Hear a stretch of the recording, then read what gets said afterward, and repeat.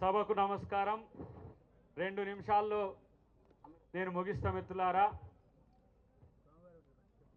ఈరోజు మోడీ రాహుల్ గాంధీ గారిని రాజకీయంగా ఎదుర్కోలేక దొంగ కేసులు పెడుతున్నాడు మోడీ. నేనంటున్నా మోడీకి, ఏ మోడీ, బీజేపీ మోడీ బ్రిటిష్ వానికే భయపడని కాంగ్రెస్ రా ఇది, బీజేపీకి ఎట్ట భయపడుతుంది అనుకున్నావు అని చెప్పి ఈరోజు హెచ్చరిస్తున్నా. మోడీ అమిత్ షా ఒక కేడీలు, ఈ దొంగలు ఇవాళ దేశం కొరకు ప్రాణాలు అర్పించిన కుటుంబం మీద కక్ష కట్టిండు దరిద్రులు. ఈరోజు ఎక్కడ్రా మీ స్వాతంత్ర సంగ్రామంలో మీ పాత్ర? ఇవాళ సెంటు భూమి కూడా లేదు, ఇల్లు కూడా లేని కుటుంబం మీద ఈడీ కేసు పెట్టి ఇవాళ మీరు బెదిరించాలని చూస్తే ఇవాళ గాంధీ కుటుంబానికి మేమందరం కూడా సభ్యులమే. మీరు అందరూ గుర్తుపెట్టుకోండి. నేనంటున్నా 2029 లాస్ట్ మోడీ, నిన్ను తన్ని తరిమేసే రోజులు ముందున్నాయి, గుర్తుపెట్టుకోండి. 2029 తర్వాత మోడీ ఉండేది జైల్లో. నేను అంటున్నా ఒక మాట, రాఫెల్ డీల్లో నువ్వు అనిల్ అంబానీకి ఇవాళ 45,000 కోట్ల రూపాయల హవా చేసినావు.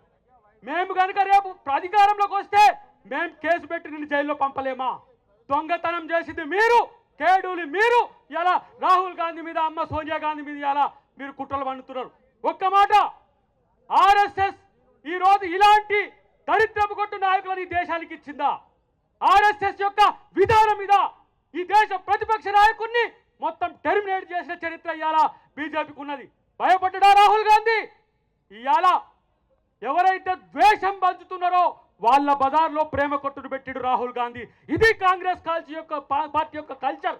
మేము ప్రేమనిస్తున్నాం, మీరు ద్వేషాన్ని పెంచుతున్నారు. విడగొట్టే మోడీకి తన్ని తరిమి కొట్టే రోజులు మన కాంగ్రెస్ పార్టీ చేస్తుందనే విషయాన్ని గుర్తుపెట్టుకోవాల్సిన అవసరం ఉంది. నేను అంటున్న చివరిగా ఒక్క మాట చెప్తున్నా మిత్రులారా, 45 సంవత్సరాల బీజేపీ, 45 సంవత్సరాల బీజేపీ ఇలా 145 ఏళ్ల పైచిలుకు చరిత్ర ఉన్న కాంగ్రెస్ పార్టీ ఈ దేశానికి స్వాతంత్రం తెచ్చినాం రా. ఒక ప్రజాస్వామ్య ద్రోహి మోడీ ఇలా ఈడీని ఎనిమీ ఆఫ్ ది డెమోక్రసీగా చేసిండు. దేశంలో ఎవరైనా ప్రజాస్వామికవాదులు ప్రశ్నిస్తే వాళ్ళ మీద దాడులకు పురుచుకొలుపుతున్న మోడీని పాతాళంలోకి తొక్కడమే మన లక్ష్యంగా ఉండాలని చెప్పి నేను కాంగ్రెస్ శ్రేణులందరికీ కూడా తెలియజేస్తున్నా. రాహుల్ గాంధీ మీరు కొట్లాడండి, తెలంగాణ కాంగ్రెసే కాదు యావత్ దేశం మీ వైపు చూస్తున్నది. ఇలా 99 సీట్లు వస్తేనే ఇలా భయపడిపోతున్నారు మోడీ, అమిత్ షా.